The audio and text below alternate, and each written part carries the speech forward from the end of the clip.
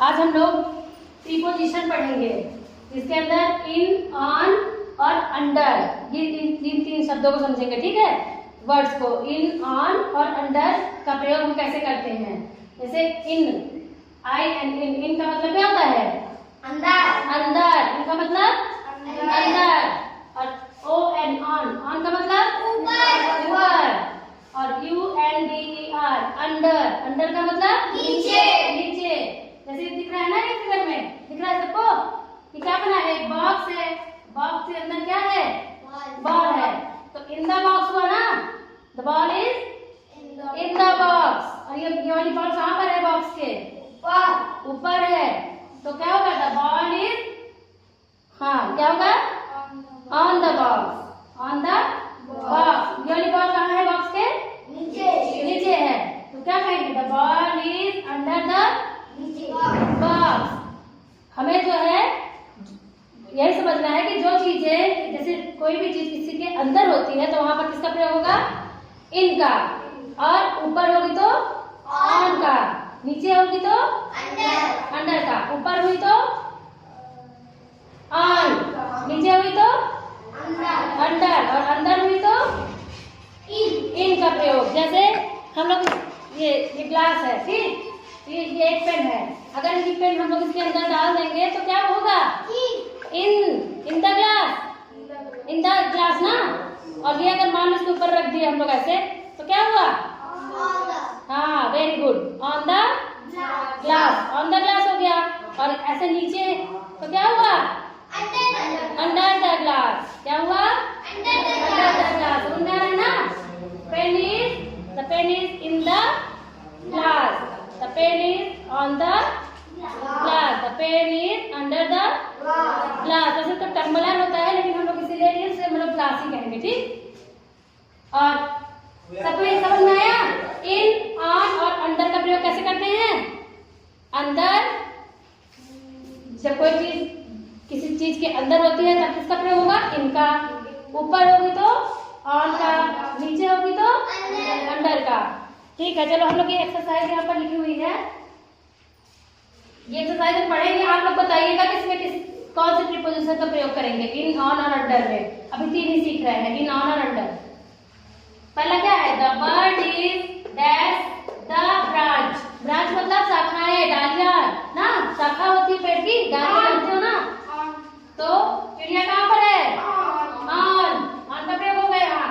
तो the bird is on the branch, यहाँ पर क्या होगा? On. The colours are dash the box. In, colour कहाँ पर है? हाँ, बॉक्स के अंदर है। इन, सही संज्ञा से बता रहे हैं। इन क्या होगा? The colours are in the box. फिर the cat is dash the chair. जो बिल्ली है वो कहाँ पर है? चेयर के नीचे है। क्या होगा? अंदर। तो the cat is under the chair. फिर the cup is dash the table. On और इनमें से कौन सा प्रीपोजिशन लगेगा? The cup is dash the table. कहाँ पर है कप? कप कहाँ पर है? ऊपर है। तो किसका प्रयोग हुआ? On the table. तो the cup is on the table. फिर the book is the shelf. Book shelf के कहाँ पर है? ऊपर है ना। तो क्या होगा? The book is on the self. The rat is dash the table. चूहा टेबल के में कहाँ पर है? बुक में कहाँ पर है? नीचे है ना। तो क्या हुआ? Under the table. अभी कोई लिखेगा नहीं। The ball is the box, ये वाला है। द बॉल इज, कहाँ पर है बॉल? कौन सा दिया गया है? इन और अंडर। इन भी हो सकता है और अंडर भी हो सकता है, दोनों सही है ना। यहाँ तो इन भी हो सकता है और अंडर भी हो सकता है, लेकिन हमें ये वाला देखना है जो हमारी बुक में है। क्या होगा? In the box. फिर the spoon is dash the bowl. चम्मच कहाँ पर है? बाउल में। हाँ, कहाँ पर है? में है ना। तो किसका प्रयोग?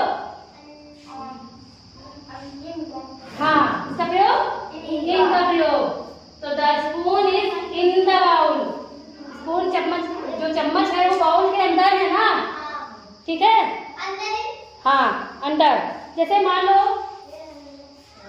ये बैग है, ये बैग है, ठीक। हम और ये बुक है, ये बुक है, तो हम बुक को अगर बैग के अंदर डालेंगे तो हम क्या बोलेंगे? The book is in the bag. अंदर जा रही है ना बैग के, the book is in the bag. In the bag सही है ना? समझ में आया कि ये बुक तो हम लोग बैग के अंदर रख रहे हैं, तब तो इनका प्रयोग होगा ना। और ये बुक मान लो हम लोग बैग के नीचे रख देते हैं, तो क्या बोलेंगे? अंदर। हाँ, the book is under the bag. Bag के नीचे है। अब मान लो हम लोग ये बैग ऐसे रख देते हैं और बुक इसके ऊपर रखा गई, तो क्या बोलेंगे?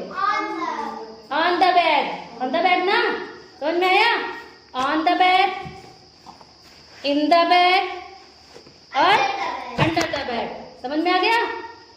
इन ऑन अंडर सबको अच्छे से समझ में आ गया होगा। ठीक है, सब लोग अब कॉपी में नोट करो, इसको उतारो।